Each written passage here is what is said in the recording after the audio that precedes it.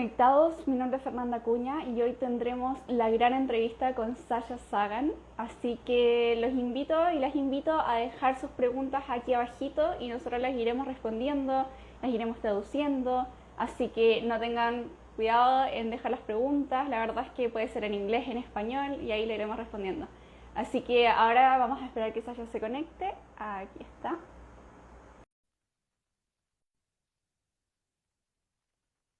Aquí se está conectando.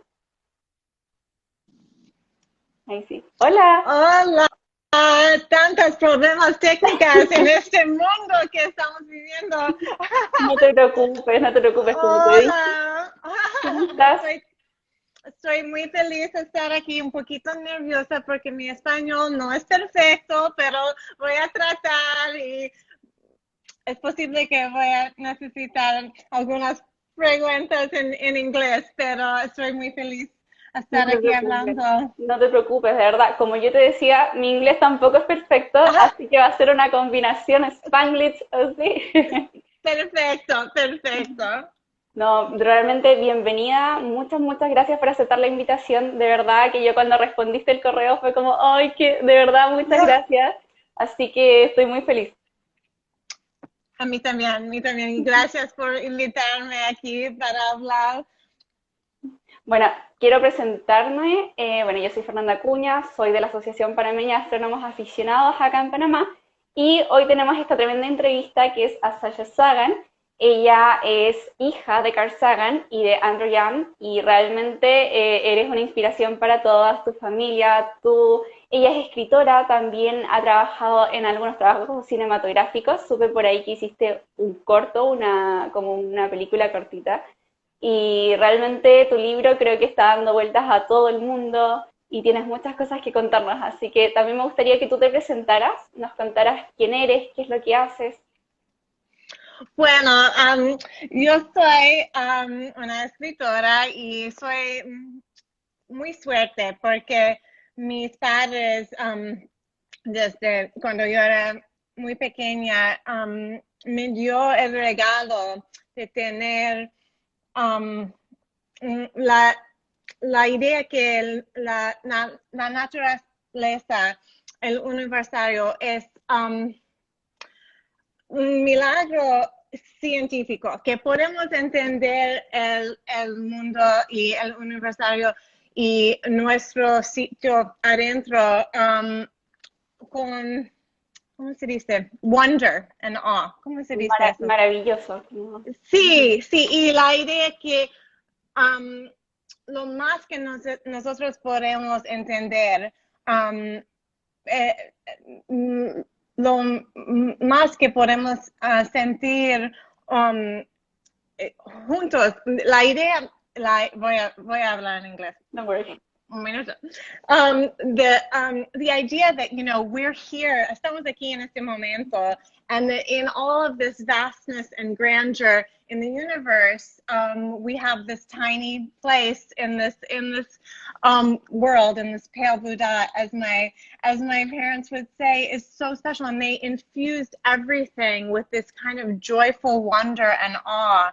And so that's really what inspired me, and that's what I write about. And what I'm really interested in is the ways that we celebrate and mark time and go through the changes of life and how those are connected to nature and science. And so for those of us, you know, my dad was an astronomer, my mom is a writer, and, you know, they taught me this idea that even if your job isn't science, even if you do other things for your job, that you can still draw so much a deep philosophical fulfillment and pleasure from understanding the world and the universe that we live in.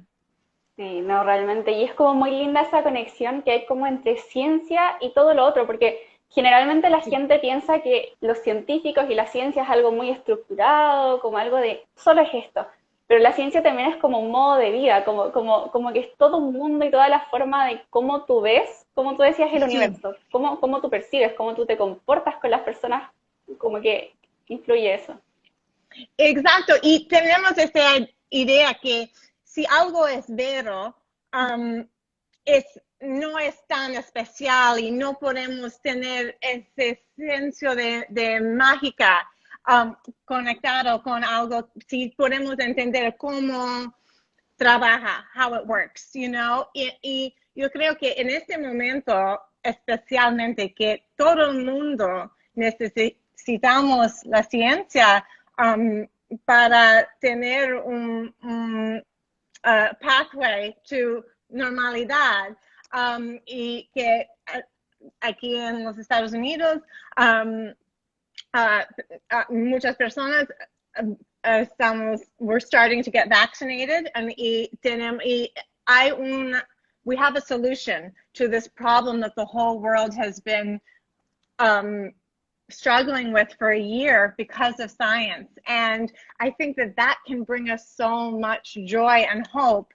And that, you know, we sometimes have this idea that, you know, facts, if something is verifiably true, it's not wonderful and joyful and full of celebration and doesn't give us that sense of magic. But I don't know, every time I hear that somebody is going to get their vaccine or anything like that, I just feel this sense of, you know, just awe for what science can do. Sí, totalmente. De hecho, no sé, yo por lo menos pienso como en la historia, más atrás, como que la astronomía comenzó por algo más como, no tanto como una ciencia tan exacta, sino que como algo de cómo la gente se sentía, cómo veían su alrededor. Entonces, como que siento que la ciencia comenzó de esa forma y como que de Sí, cierto modo se ha ido transformando. sí, y yo creo que a veces la palabra espiritual es difícil porque tiene ese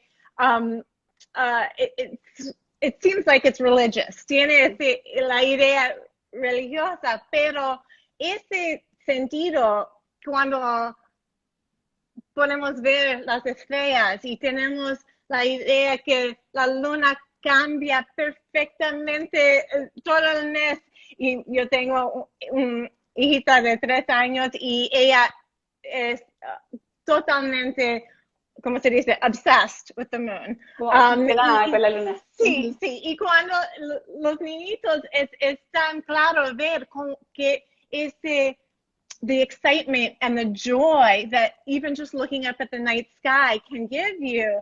And I think for most of history, those things were intertwined, that feeling of spirituality and that feeling of being part of something grand and large.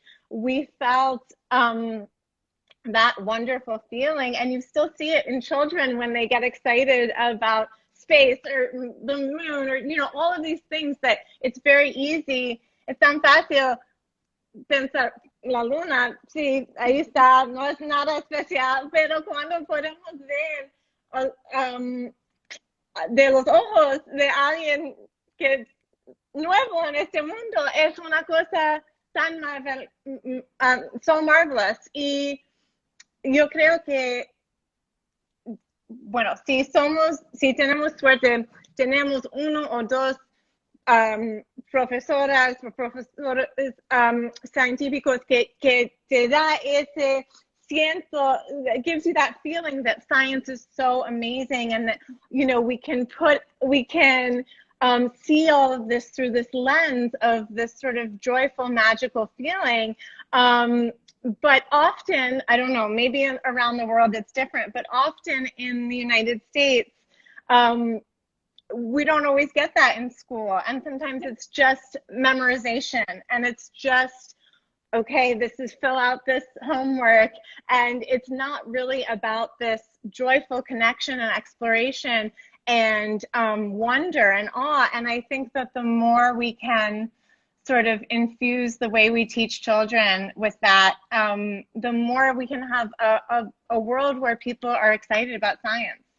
Yeah, it's true. It's the same thing here. La verdad es que por lo menos acá también es lo mismo en Latinoamérica. Creo que en todas partes, de que no sé, siento que cuando muestran la ciencia o como que quieren que los niños, que las nuevas generaciones sean científicos, pero no realmente no llegan como a ese punto de conectar con el niño, porque un niño pequeño no le vas a decir como estudia ciencia porque es una buena carrera, porque te va a traer buenas cosas, no, sino que es como cómo lo hace sentir esa ciencia, sí. Sí, exacto. Y también creo que parte del problema es que cuando niños son pequeños y son tan curious, curiosos, Curioso. y tienen un montón de preguntas toda la día. ¿Por qué? ¿Por qué? ¿Por qué? ¿Por qué? ¿Por qué? Y los adultos se vuelvan locos porque es imposible tener todas las respuestas. Pero, y es muy fácil decir, eso es, that's just how it is. Es así porque eso es como es. Y es muy difícil decir, yo no sé. Eso es una pregunta difícil, o yo no aprendí eso, pero vamos a buscar la respuesta. O es muy difícil, para algunas preguntas, es muy difícil decir nadie sabe, que es un misterio. Y yo creo que eso es parte del part of the reason that children get discouraged from that joy with science is because it's really, adults sometimes don't feel like they can answer those questions, and they don't want to say that they don't know. Ya, ya. Y yo he trabajado con otras organizaciones y que nosotros hablamos de un concepto que se llama adultocentrismo, que es like to the focus in the adult thinking, it's like how to, no sé cómo explicarlo, como que la ciencia, por ejemplo, o todo lo que se quiere mostrar, se muestra desde la perspectiva de los adultos, de cómo ellos lo ven. Pero, por ejemplo, cuando uno quiere motivar a los pequeños, como tú decías, es muy importante la conexión que tenga con el profesor y la forma de decir, un niño pequeño te está preguntando así, no sé, ¿por qué la Tierra es redonda si yo no lo veo? Por Sí, ejemplo, así, sí, preguntas así. sí. Y como que tienen que decirlo, no sé, como una forma de que el niño como que realmente lo entienda, pero desde una perspectiva como de sentimiento, como no de, mira, es así porque es así, como muy, muy cuadrado. Sí, sí, y tenemos en inglés, es posible que es la misma idea, pero tenemos esa idea, teacher's bias, Ya. que cuando sabes algo es imposible o es difícil recordar cómo sentiste antes, que es before you understood. And it's like that idea of like remembering what it was like to not know something and try to teach from that perspective. But yeah, exactly the same thing. And so the question is sort of like, cómo podemos cambiar para que la próxima generación no tiene el mismo problema? Sí, totalmente. Y de eso te iba a preguntar, how do you feel your father, your mother, how was the experience? Because when you ask questions, when you be curious, no sé, cuando tú tuviste como estas preguntas, cuando tú pasaste por esta etapa de estar pequeña, ¿cómo fue tu relación con tus padres? ¿Qué es lo que te respondían? I was so lucky because they loved it. Eran tan felices. Si yo podía preguntar algo que ellos no sabían la respuesta, and I think it was because they were so curious, and they loved curiosity, and they wanted to encourage it, and they felt, I think it was also because they were confident. So when I asked something that they didn't know, they would say, what a great question, let's go find out. And I write about this in my book, that it was like the best thing I could do was ask something that they didn't know the answer to, and they really celebrated that because it meant that I was really thinking. And in those days, no internet yet. And so we had the encyclopedia in our house, and then we would go over, and if it was the kind of thing that you could look up in the encyclopedia, which wasn't perfect either, and it was, it was a very narrow worldview. The Encyclopedia Britannica was telling a very Eurocentric male history of the world, and it was, the set we had was already a few years old, and it was, it wasn't like now when you can really get such a wide amount of information in your pocket, at your fingertips all the time. But it was what we had, and it was almost like a sacred ritual to go look something up together and find out the answer.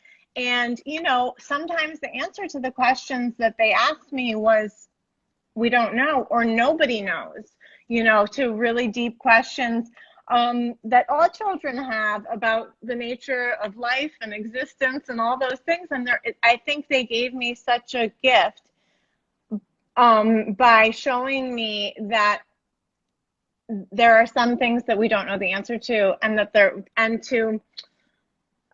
one of the things that I learned from them that I really think is so important is the idea of tolerating ambiguity. Cuando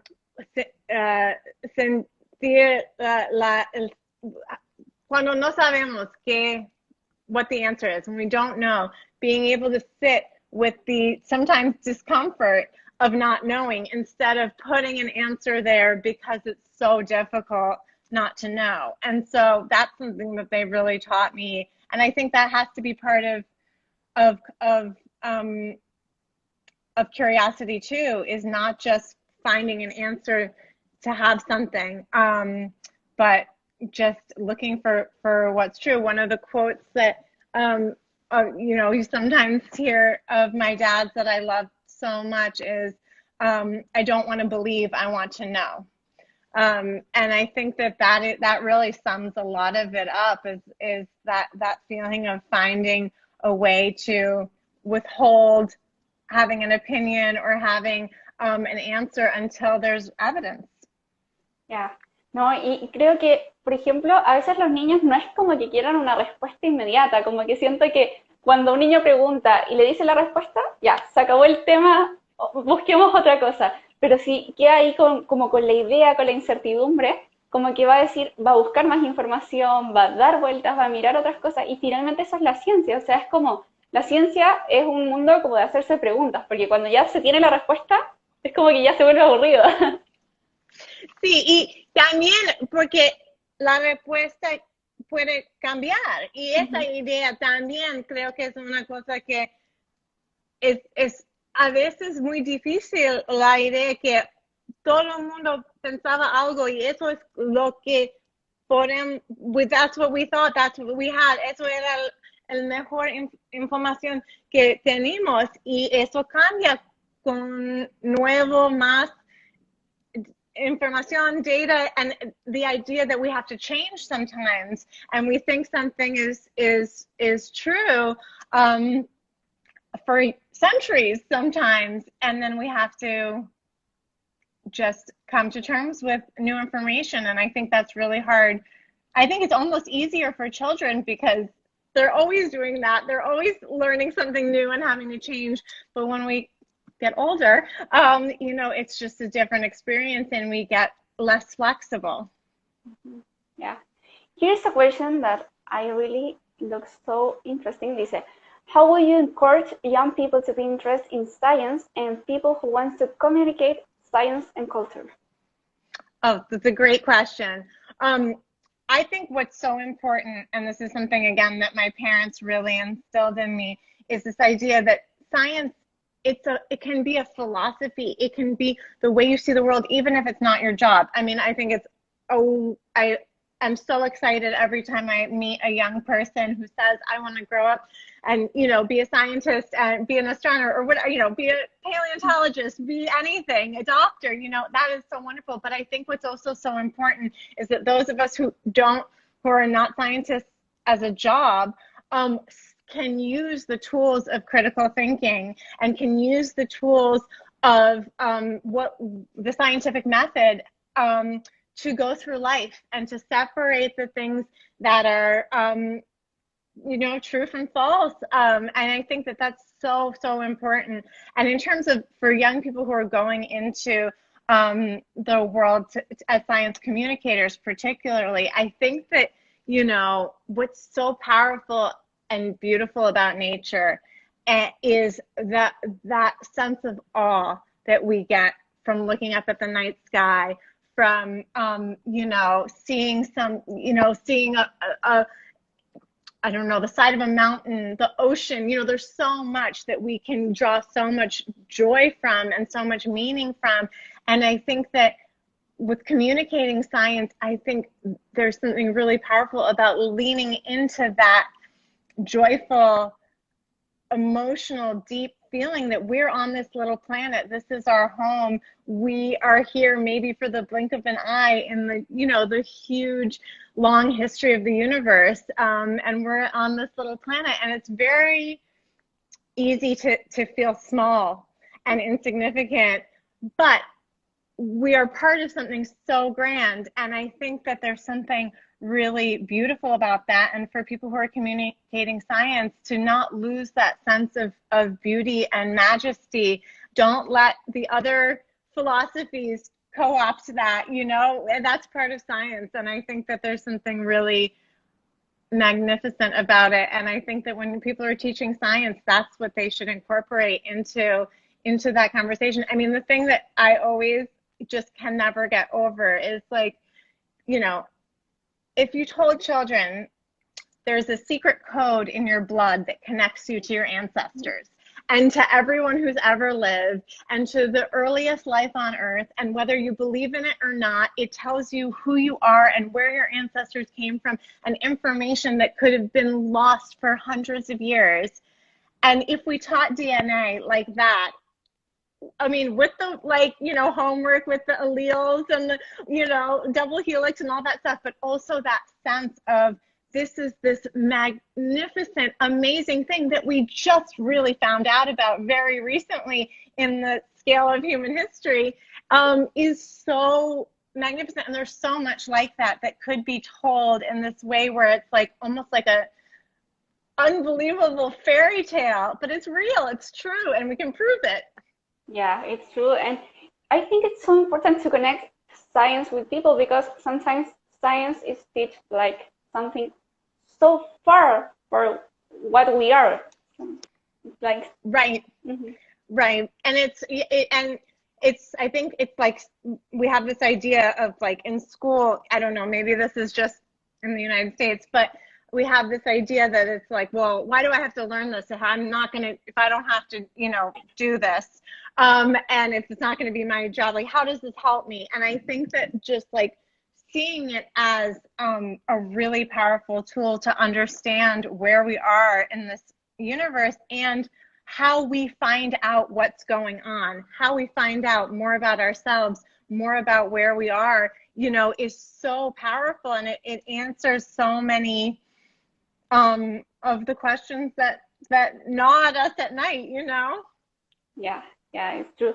You talk about rituals and those things in your book. And my question is, how do you have the idea? How do you started to write your book? How did it started? So, I grew up in this household with this very scientific worldview. Which was so wonderful. And we had, in terms of like cultural stuff and holidays and celebrations, my ancestors were Jewish, and we carried on some of those traditions and holidays and things like that.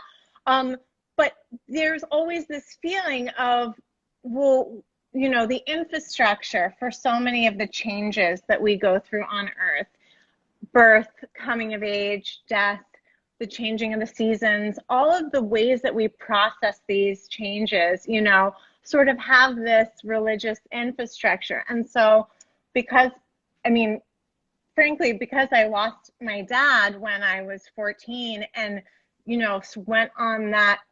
went through that experience of grief and mourning when I was young without, being religious, I started to wonder about, well, how do we do the things that we all need to do? We all need to grieve. We all need to celebrate. We all need to mark the changing of the seasons, in a philosophy that represents what my parents taught me. And so what was so astonishing to me is, as I did research about all of these rituals and traditions and holidays around the world, it was like if you just peeled back the layer of the time and place and the specifics of what was going on, everyone was celebrating the same things, right? The winter solstice, the summer solstice, the spring equinox, the autumn equinox, coming of age, birth, death, all of these things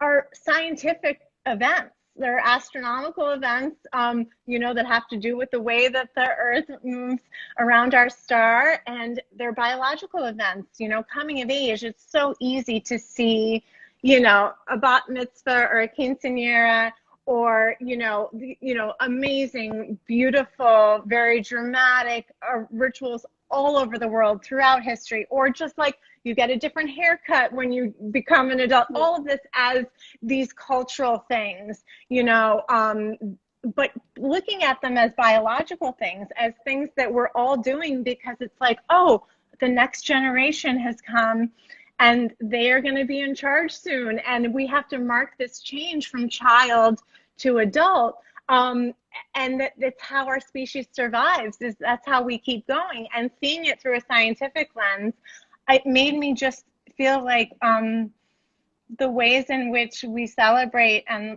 the ways in which we process these changes we all experience really had more to do with science than I would have ever imagined. And that really is what the book is about, besides my own personal experiences and life with my wonderful parents. No, and it's so beautiful, the thing that rituals, sometimes, for example, astronomical rituals such as el otro día, en diciembre, más o menos, cuando Sí. tuviste como esta entrevista con Javier Santolaya, fue el eclipse solar en Chile. Y este fue como un ritual prácticamente, porque la gente, es increíble como los eclipses en el pasado, por ejemplo, eran algo malo.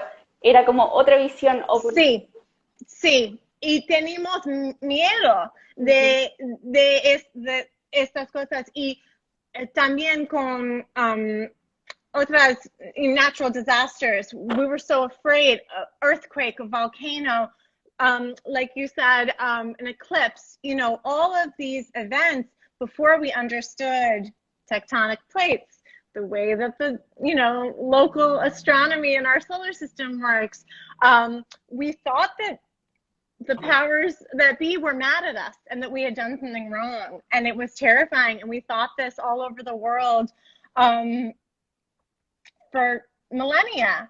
And then once now that we understand how it works, and I think we still need to have some of that awe and majesty and some of the rituals that are built around these things. I think that it's really magnificent to look at them from that point of view, from the astronomical or tectonic point of view, and have you know, that same sense of awe, but without the fear.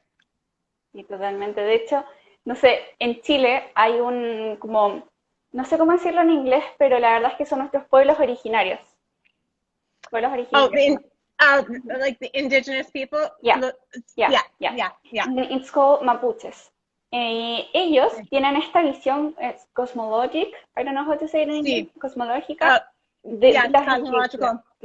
Entonces es interesante como ellos, por ejemplo, no sé, en Chile se ve esa como sinergia entre los dos pensamientos, como del lado científico y de realmente esta visión que tienen cosmológica, así como de la cosmovisión. Y finalmente ahí se junta como lo mágico con la ciencia. Sí, y yo pienso que for most of human history, esas cosas eran juntos. Y lo más que podemos entender la naturaleza y el sol y las estrellas y la luna, lo más que podemos entender los dioses o Dios que tenemos en esa parte del mundo. Y solamente recently que esas cosas son separated. Sí. Y aquí there's actually a book, similar idea, called Braiding Sweetgrass, a book about a woman who is a member of a Padwanami tribe here, an indigenous tribe in the United States, who is a biologist, and she talks about the belief systems and the, you know, religious and spiritual roots of that, you know, of her people, of her tribe, and what she's been able to understand, you know, as a biologist, as a botanist, and our relationship with plants and our relationship with nature through that lens, and how we can bring those things back together in a way that, because the idea of, you know, them nature being sacred, I mean, that is something that no matter what you believe, how can you argue with that idea, right? I think almost every philosophy in one way or another, at the root, we have this idea that this planet and the other creatures that we have here, that there's something profound and beautiful and sacred about that. And even for those of us who are not religious, I think that there's so much there that is the source of that deep sense of beauty and awe that we can have in about this planet. Yeah, it's so true. You always said that your father was so spiritual, and it is so important because always the scientific people looks like, I don't know, so much scientific, you know, the stereotype, and it's so important how he was so spiritual. Can you tell how was that? Absolutely. And I think, you know, this idea that those things are separate is new. And, you know, in a way, it was a very ancient perspective that he had, that the more he could understand about the universe, you know, it's like spiritual. It's almost like there's a word missing, at least in English. I don't know, where it's like spiritual feels like it has this religious connotation, but I mean, it really comes from spirit, like the idea of breathing, you know, life being, maybe there's sort of maybe a word that we don't quite have that can encompass what this is. But I think that he was, that awe and beauty that he felt, that emotion that he could tap into, and the idea that learning and understanding the universe as it really is, not as we wish it to be, not as the way that we will make us feel more comfortable, you know, that we're at the center of it and we're really important, but actually understanding what's there and who we are and what we're doing here and who else is out there, if anyone. I think that quest, you know, being able to tap into the emotion of that quest, to me, that is what is spiritual, because it's when we're devoid of the emotional part of it that it's so cold. And like, we have this expression in English, cold hard facts. Yeah. Fríos y duros, like this idea of like, it's like so unpleasant, you know, versus this idea of like a magical, beautiful understanding of the universe that's provable and tangible and real. And I think that there's something that, you know, there's so much, you know, there are so many people who have such scientific gifts and so many people who have such oratory gifts, being able to speak really joyfully and in a way that people can understand and that gets them excited. And the more people, you know, I feel like my dad was so, and my mom still have this ability to combine those two things. And I think the more people who can do that and who can talk about it in a way, also then I think the more people will not be intimidated by science, which I think sometimes happens, at least here, you know, this feeling of it's too scary, it's too hard to understand, so we just have to not think about it. And I think there's a way to make it understandable and approachable, and the more people who have that gift get out into the world and share it. Yeah, and I think that the last question of, la pregunta que hicieron hace un rato fue como más que nada como de que cómo podíamos enseñar la ciencia.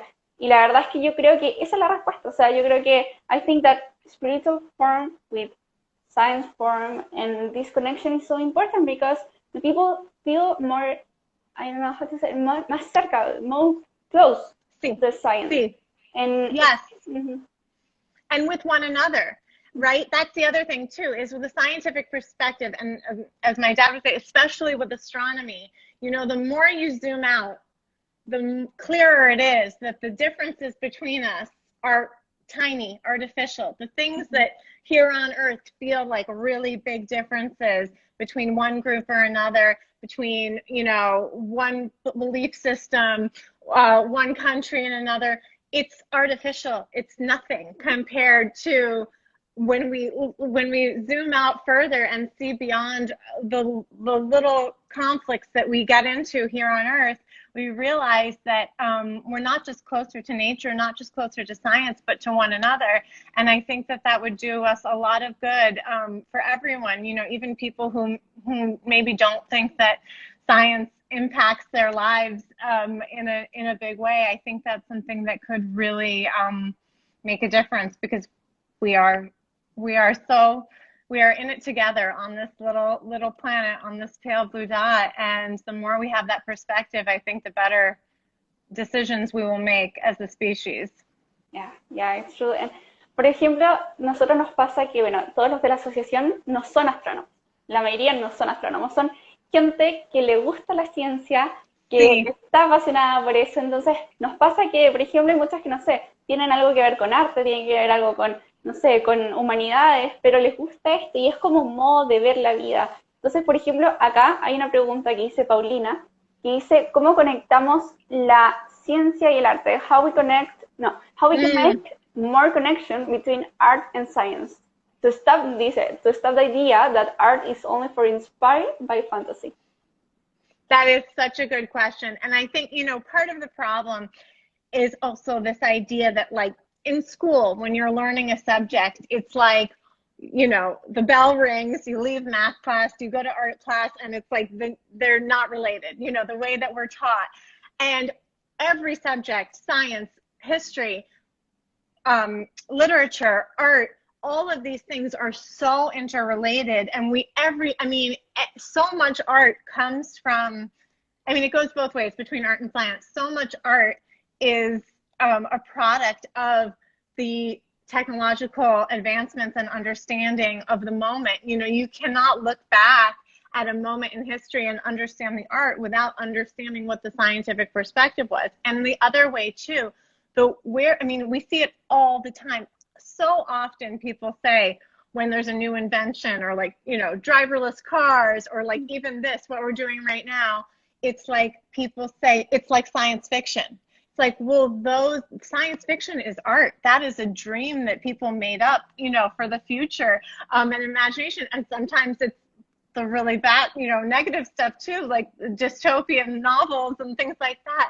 But I think that there is something so powerful about the way that art and science interact. And I think that the more that they come together, the more that scientists can rely and partner with artists to make what they're working on clear and understood and accessible, the better. And the more that artists, writers, and creative people can actually use the real scientific story and concepts when they are making, you know, art about the future, or, you know, science fiction, I think that makes all elements stronger.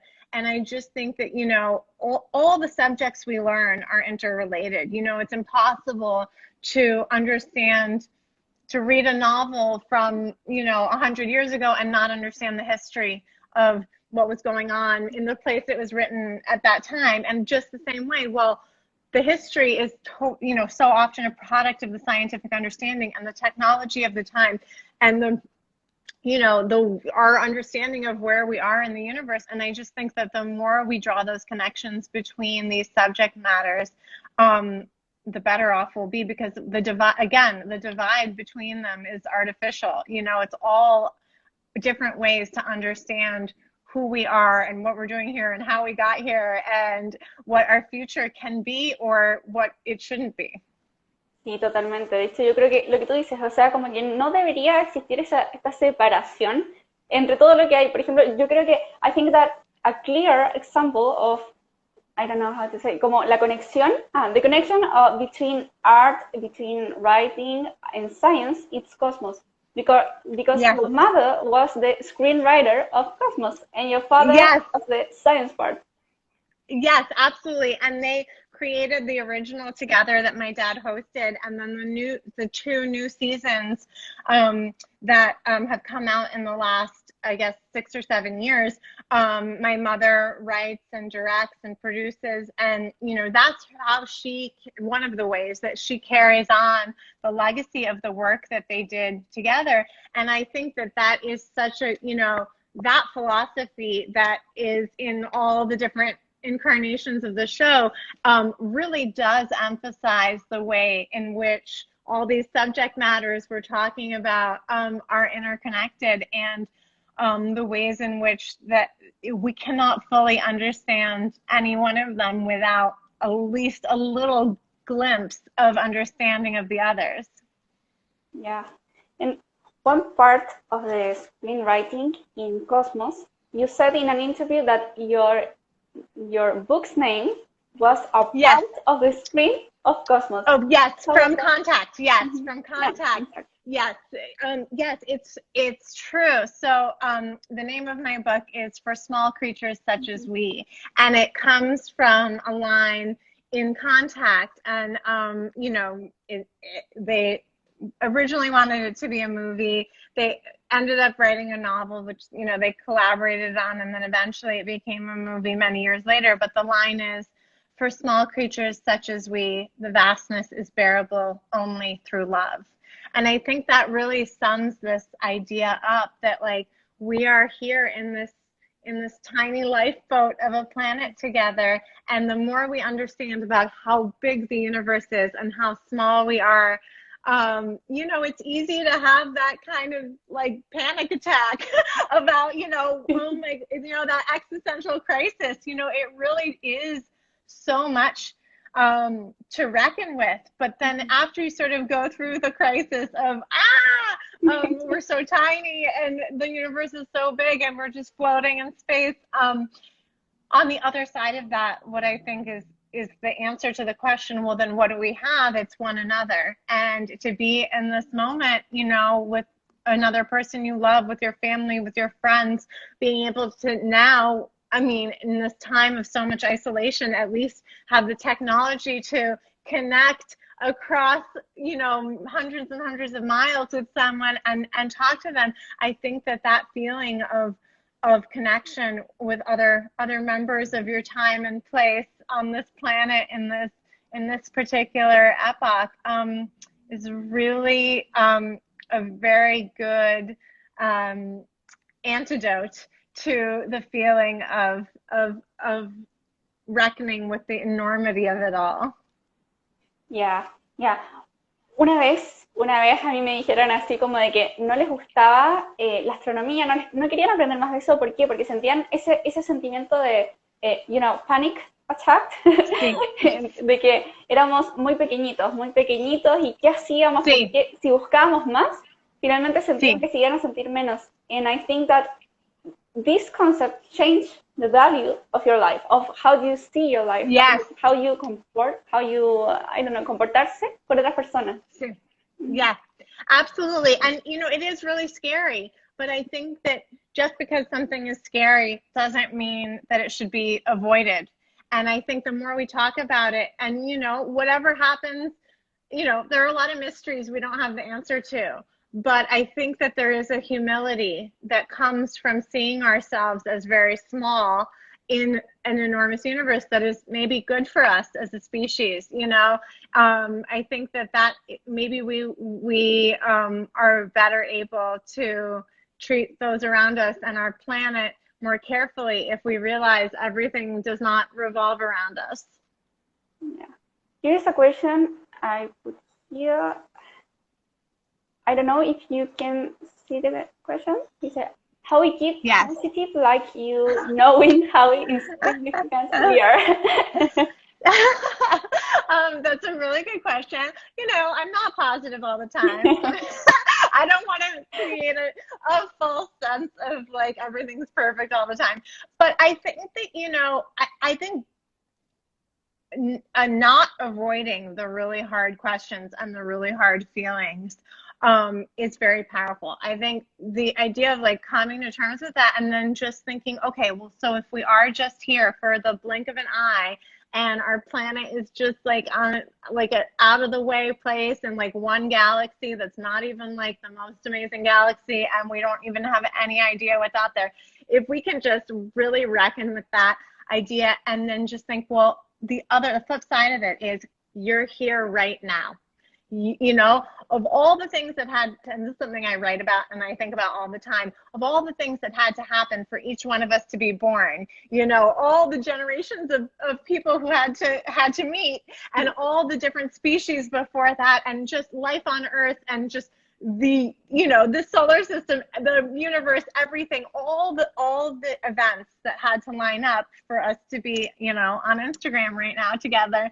It's amazing. It's wonderful. And if you, like me, don't think that it's preordained, if you think it just worked out that way, then that's so much more meaningful, I think, that we are here right now. And I think that's the trick. But, you know, it's also okay to be totally stressed out sometimes about it too.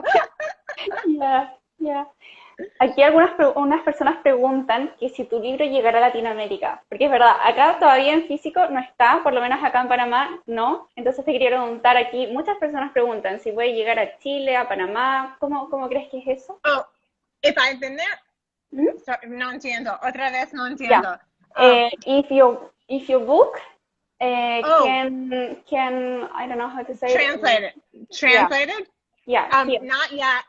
I hope soon. It hasn't been translated into Spanish or Portuguese yet. I'm really hoping that happens. If anyone is a publisher who's watching and wants to reach out, please do. But I'm really hoping that happens. I think it's available in English. But it hasn't been translated into Spanish yet. But I would be so overjoyed if that happens one day. Sí, ahí tenemos que hablarle a las editoriales. Sí. Bueno, Sacha, me gustaría hablar de una cosa también, de que, bueno, hace un tiempo atrás, cuando fue acá 1985, fue todo lo que pasó con el cometa Halley. Y la verdad es que pasó una historia muy, muy interesante, de que muy pocos panameños realmente lo saben, porque ayer subimos una foto y, wow, no tenía ni idea, de que tú... Bueno, ahí vas a contar, pero la verdad es que para el cometa Halley pasó un barco, pasaba por acá, y tuvo que parar a buscar combustible, y ahí realizaron una actividad de observación, vino Carl, vino tu madre, y hubo esta como experiencia con APA, firmó un libro, hubo toda esta interacción. ¿Tú te acuerdas de algo? ¿Cómo fue esa historia? Sí, bueno, yo pienso que recuerdo ese viaje. Yo tenía 3 años, muy pequeña, la edad de mi hija ahora, pero yo pienso que yo recuerdo ese viaje porque mis padres me decían qué importante Halley's Comet was, and that I would always remember, que siempre voy a recordar esa cosa tan especial, tan importante. Y yo pienso que, tengo que preguntar a mi madre, pero yo pienso que puedo recordar ese viaje y estábamos en Panamá, y las fotos que that you sent me and that you posted brought back some memories of that trip. And yeah, I do think I remember being there, and I know that it was really special for my parents to have that experience, and that Halley's Comet was a really momentous, important thing for them and for so many people who got to see it. Sí, no, y ayer yo estaba leyendo lo que tu papá escribió y lo que tu mamá escribieron una parte, y decía algo así como de que también, aparte de eso, aparte del escrito, me comentaba un socio, que es el que estuvo ahí con tu papá, que tu papá le dijo así como de que sentía que ese momento le recordaba cuando era más pequeño. ¿Por qué? Porque los socios todos trajeron sus telescopios que eran como de aficionados, no eran profesionales, y él recordaba cuando él era más pequeño y observaba en eso. Sí, exactly. It's so, I mean, it's one of those things that, again, talking about astronomy and these rituals and this, you know, the beauty that we can derive from these events that don't require anything but just an understanding of how our solar system and our universe works. It's so beautiful, and I think it is the kind of thing that should be a celebration. Yeah, totally. Bueno, están en los últimos minutos del live, se nos va a cortar en un ratito, pero quería primero darte las gracias por todo este momento, por toda la entrevista. Realmente nosotros acá en Panamá estamos muy felices y queríamos pedirte, bueno, yo personalmente, si le puedes dejar un mensaje a, bueno, principalmente a los jóvenes, porque nosotros queremos inspirar acá a los jóvenes en Panamá, no sé, sobre arte, sobre escritura, sobre ciencia. ¿Cuál es el mensaje que te gustaría dejarles para acá? Bueno, yo pienso que pregunta las preguntas difíciles. Yo creo que eso es la cosa que es tan importante en este momento. Y no sé cómo decir en español, but follow the evidence where it leads, you know, and as it, and you know, just the more that we can do that, and like we were talking about before, tolerate ambiguity. ¿Cómo se dice en español? Seguir como la intuición, como todo así. Yeah, and just, you know, I think that is that will be a wonderful thing for the next generation. And cuando los niñitos preguntan esos millones de preguntas, trata de buscar las respuestas, porque el próximo generación va a ser mucho más curioso por eso. No, muchas gracias. Realmente acá, bueno, me mandan mensajes de acá de la agrupación, están muy felices, te mandan todos los saludos, así que realmente muchas gracias por la entrevista y ojalá vernos después luego y hacer otra actividad o en otra cosa a futuro.